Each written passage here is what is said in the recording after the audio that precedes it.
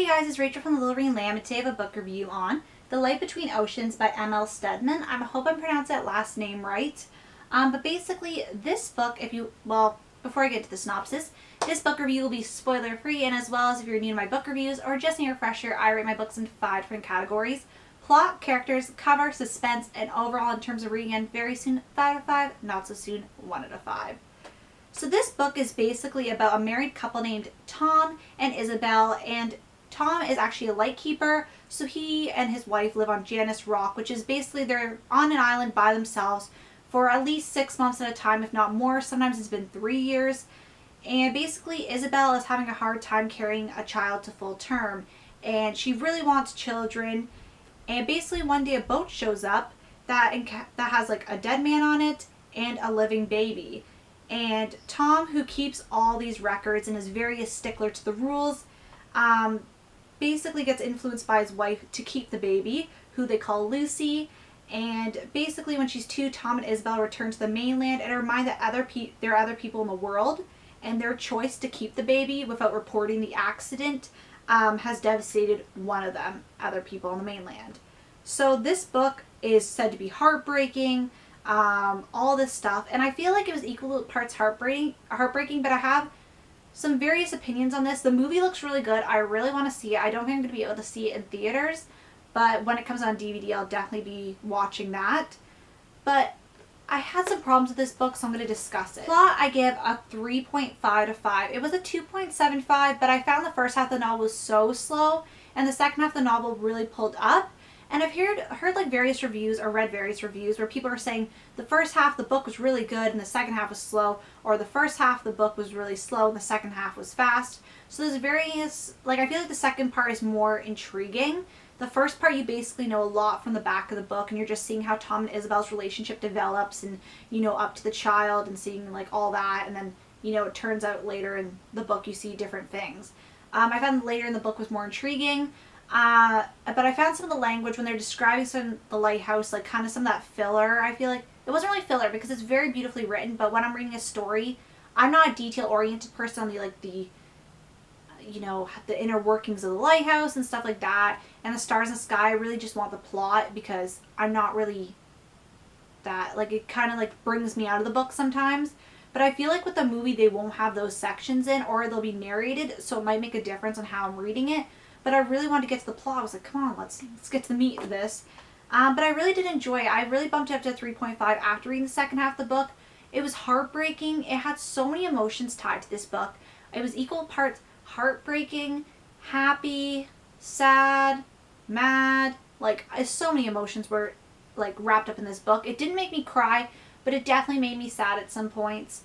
And I was really excited to read this. I'm really happy I did read it when I did, because I really do want to see the film, and I want to read this before I saw the film, because I feel like if I saw the film first, especially with contemporary books, if you see the movie first, it's sometimes, I think, harder to go back to the books. Like an action book, they probably left a lot out, but contemporary, they follow, like, at least kind of the plot points. I feel like they're like, they follow plot points more to the T than action books. They can kind of do liberties. More so, I feel. So that's why I gave this book a 3.5 to 5, because I really liked the last half of the book, but the first half was kind of slow. Like, it had the parts where you see how they met and stuff like that, which was good, but I found some parts were just kind of like dragging in the beginning. But near the end, or the last half of the book, I found was really picked up the pace. It was really more intriguing. Characters, I give a 3 out of 5. I don't find the characters were super developed. I did not really like the character of Isabel, who is the main woman protagonist. I found her, she didn't really have a lot of character development. She became like, she was a feisty woman, and that kind of just died. Like, I know she went through heartbreaking things, but I feel like because Tom was our narrator, and a lot of this is focused on Isabel's, like, Isabel was the one who really wanted to keep the baby. And, like, Isabel was the one that kind of, like, it was, the cataclysm, probably misusing that word, but she was the one who, this whole thing kind of went in motion, and I feel like when talking about her miscarriages, which is on the back, when talking about them, since Tom is our narrator, we don't really get to see more of Isabel's struggle inside. So me not having a child, like, obviously I can't,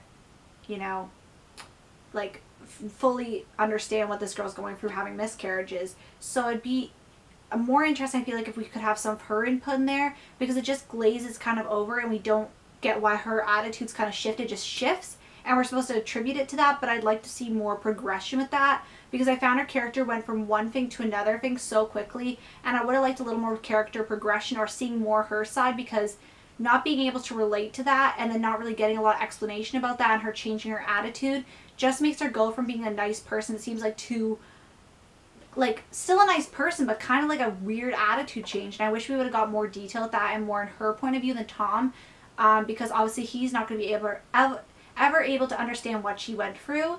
So I think that would be different, because like I feel like if you've gone through that or you've had a child, it might be different reading this because you kind of understand more. But being from somebody who has it, it was kind of like I can understand what she's gone through to an extent, but I would have liked more detail there, if that makes sense. Like I feel like it just kind of glazed over because it was his point of view.